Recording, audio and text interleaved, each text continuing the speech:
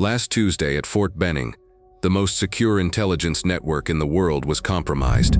A single encrypted file stamped Sierra Tango 77, vanished from a server that technically doesn't exist. What the thieves didn't know was that their digital theft also triggered a silent analog alarm, one that hadn't been heard in half a century. He was a ghost long before he became invisible. To the young recruits at the infantry school, he was just Audie, the old man who swept the brass casings off the firing line and wiped down the rifles in the armory. They saw the deep lines on his face, the slight stoop in his shoulders, and the gentle tremor in his hand as he held a dustpan, and they saw a relic. A piece of living history, maybe, but history nonetheless, something to be handled with a kind of gentle, dismissive pity. "Watch your back, Pop," a young private would say, jogging past without a second glance. "Mr. Murphy, you missed a spot over by Locker 3, a sharp-faced corporal would call out, pointing with a clipboard, his tone impatient. Audie would just nod, a quiet smile touching his lips, and shuffle over to correct his supposed mistake. He never spoke much, he just watched and worked. But his work was a language only a few could read.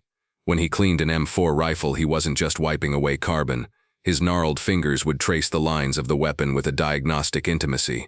He'd feel for a hairline fracture in a firing pin the recruits had missed, for the subtle warp in a barrel that would send a round a fraction of an inch wide at 300 meters.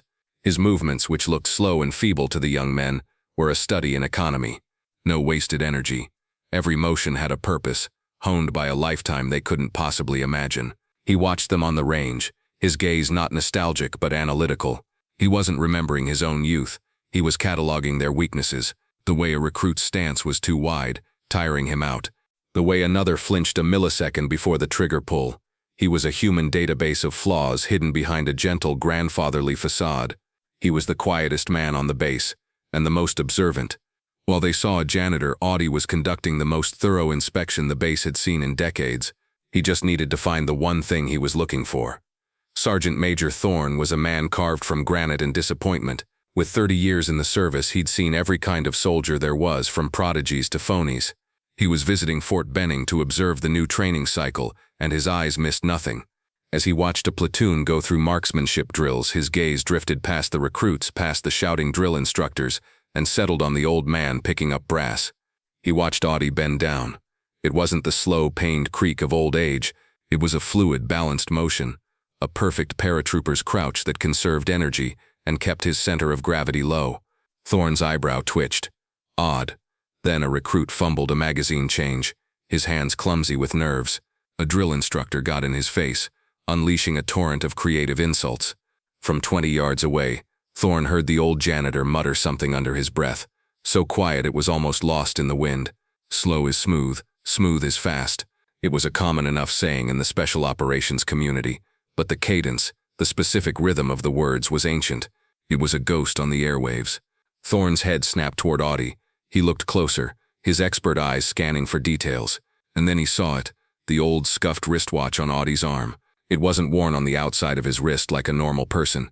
It was strapped to the inside, the face protected, hidden, a simple practical measure to prevent the sun from glinting off the crystal and giving away a position. It was a signature, the signature of a unit that wasn't supposed to exist anymore. Thorne felt a cold dread mixed with a shocking, profound sense of awe. Later that evening, the armory was silent save for the rhythmic slide of a cleaning rod down a rifle barrel. Sergeant Major Thorne entered, his boots making no sound on the concrete floor. Audie didn't look up from the M4 receiver he was meticulously wiping down. He sat on a low stool, the picture of harmlessness. Thorne stood there for a long moment, the silence stretching between them. Finally he spoke, his voice low and tight. "That phrase you used on the range, slow is smooth. And the watch, I've only seen one unit wear their watch on the inside of the wrist like that. I thought they were all gone." Audie didn't stop his work, he didn't look up, but for a fraction of a second his hands paused. It was an infinitesimal hesitation, a skipped heartbeat in the rhythm of his work. Then he resumed, but the motion had changed. It was no longer the careful work of an old man. His hands became a blur of practiced, impossible efficiency. The bolt carrier group, the trigger assembly, the charging handle. He reassembled the core of the rifle by touch alone, his eyes finally lifting to lock onto Thorne's. His gaze was like chipped ice. The gentle, vacant look was gone, replaced by an intensity that made the decorated sergeant major feel like a raw recruit. Audie's hand slid across the workbench and pushed a single gleaming, .50 caliber round toward Thorn. He tapped it once with his index finger, the sound a sharp crack in the silence. "Some things get left behind, Sergeant Major," Audie said, his voice no longer a frail whisper but a quiet rasp of authority. "Make sure you aren't one of them." It wasn't a threat, it was a command. Thorn, a man whose bark could make a full-bird colonel flinch, felt a knot of pure primal fear tighten in his stomach. He gave a short, sharp nod, his face pale under the fluorescent lights. The power in the room had just shifted, and the most dangerous man on the base wasn't the one with the stripes on his sleeve. Thorn walked out of the armory, a changed man. The next morning, Sergeant Major Thorn was seen speaking urgently on a secure phone line, his back to the wall, his voice a low, frantic murmur. An hour later, he was in the office of the base commander, Colonel Evans. Evans was a young, ambitious officer, a politician in combat boots who saw his command at Fort Benning as a stepping stone to the Pentagon.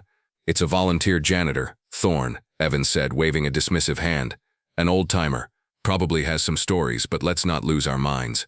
Thorn leaned forward, his knuckles white on the edge of the colonel's polished desk. He said something, a few short sentences, too quiet for his aide outside the door to hear. Colonel Evans's confident smirk dissolved. The color drained from his face, leaving behind a waxy, horrified pallor. He stared at Thorn as if the sergeant major had just told him the sky was falling. The ripple effect was almost immediate. The atmosphere on the base began to change in subtle, unnerving ways.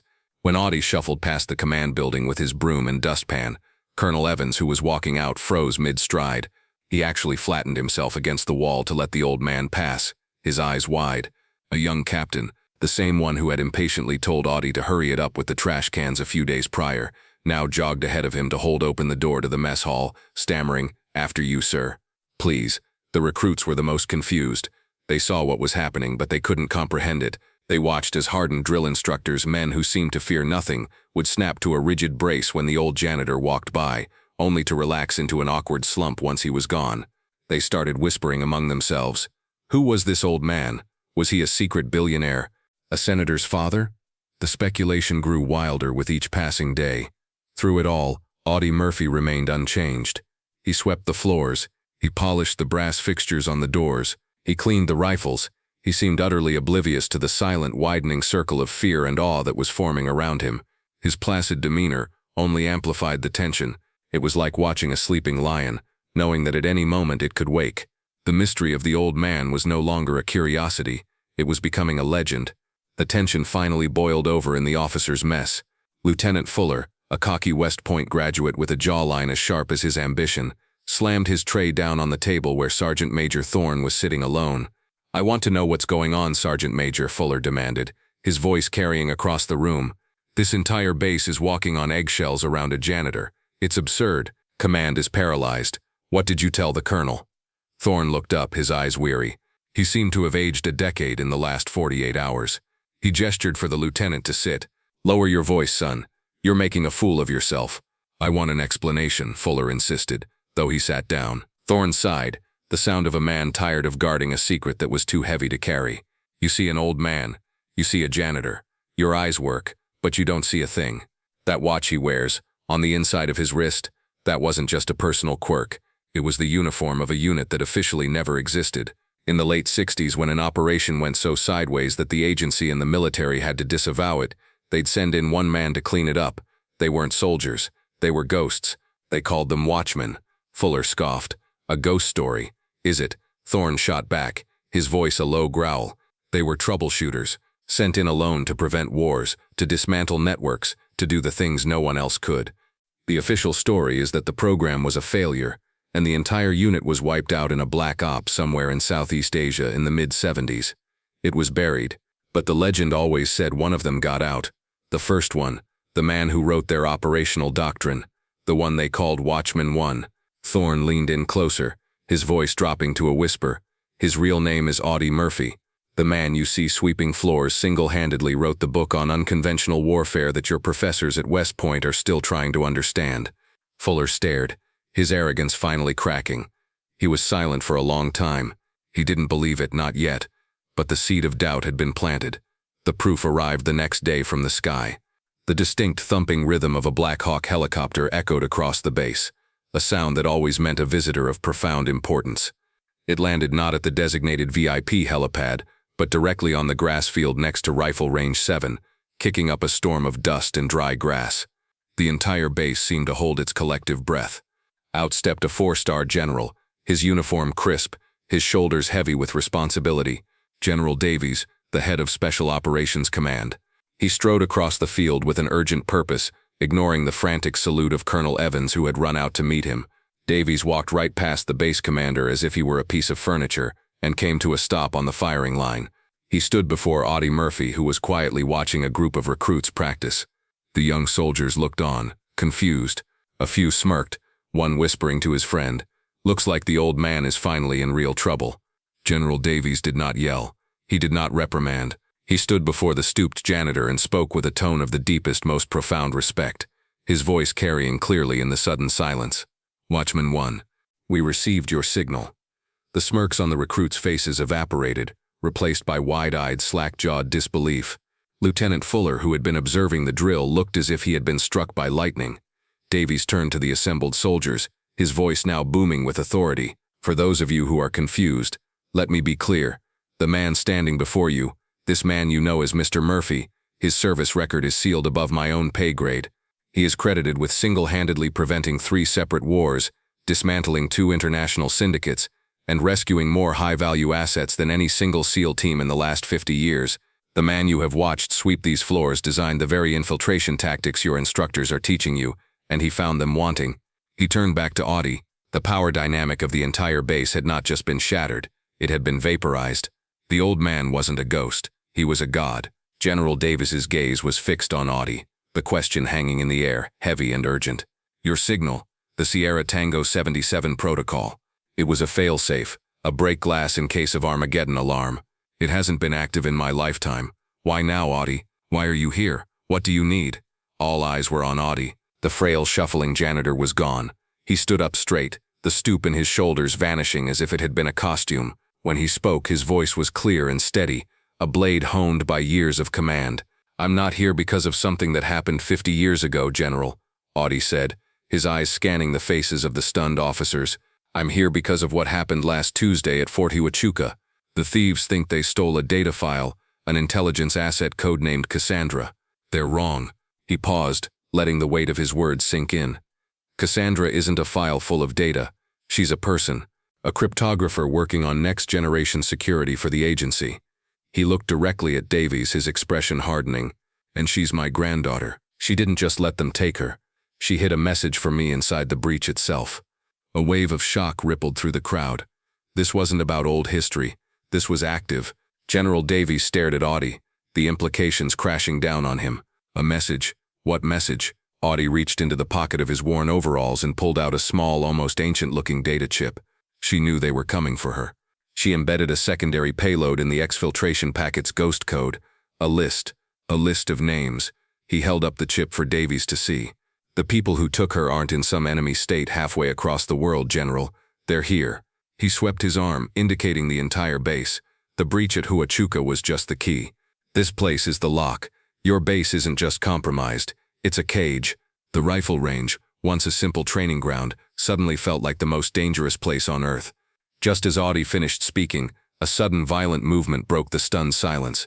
Lieutenant Fuller, the arrogant young officer who had mocked Audie just the day before, drew his sidearm with terrifying speed. But he didn't aim it at Audie. He aimed it directly at General Davies, grabbing the general's shoulder and pulling him close as a shield. "He's right, General," Fuller snarled, his face a mask of fanaticism. "The lock is here, and you just lost the key." Simultaneously, the digital targeting systems on the range sputtered and went dark. In the distance, a thunderous explosion rocked the base, a column of black smoke climbing into the sky from the direction of the ammunition depot. The theoretical threat had just become brutally physically real. The time for talking was over. Chaos erupted. Soldiers scrambled for cover, shouting in confusion and fear. But in the heart of the storm, Audie Murphy was an island of perfect calm. "Thorne. Perimeter. Davies, get down," he commanded, his voice cutting through the panic like a surgeon's scalpel. He moved with a speed that defied his age, shoving a heavy equipment table over to create a makeshift barrier. The mask was completely off. From a hidden, reinforced pocket inside his janitor's overalls, he produced a compact, suppressed pistol and a small, flesh-colored radio earpiece which he fitted into his ear with a practiced motion. Watchman 1 is active, he spoke into a tiny microphone on his collar. Protocol Chimera is in effect. All friendly assets rally to me. His transformation from a passive, overlooked old man to an active field commander was absolute and terrifying to behold. The recruits were frozen, paralyzed by the sudden violence. Audie didn't have time for their fear. He darted toward the nearest one and snatched the M4 rifle from his hands. It was the very weapon he had been meticulously cleaning in the armory just a day before. "Your stance is too wide, son. You'll get tired," he barked, his voice the familiar rasp of a drill instructor, reflexively correcting the recruit's terrified posture even as hostile rounds began to snap through the air. Fuller and 2 other soldiers, now revealed as traitors, were laying down a sheet of suppressive fire from behind a concrete barrier.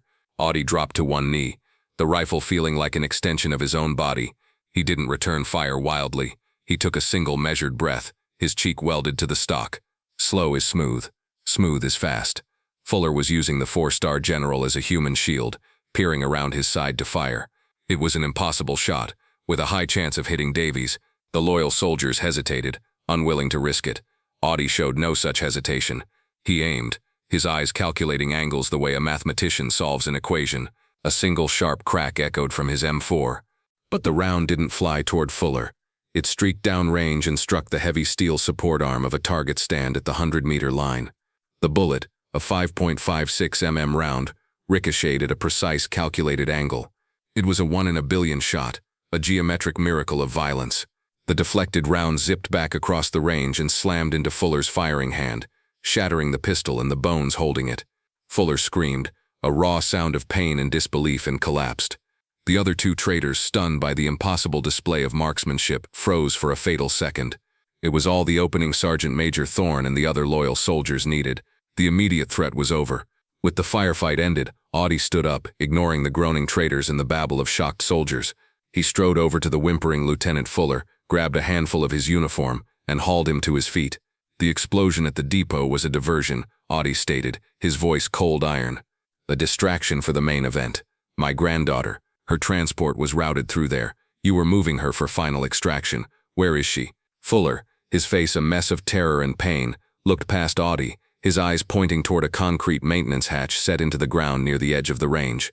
Service tunnel, he gasped, under the base, to the old airfield on the north side. Audie looked at Thorne, his eyes already tracing the path in his mind. They're moving her right now. We have to cut them off before they reach that airfield. Audie and Thorne, leading a small team of the most seasoned soldiers, descended into the dark, musty service tunnels beneath the base. It was a forgotten labyrinth, but not to Audie.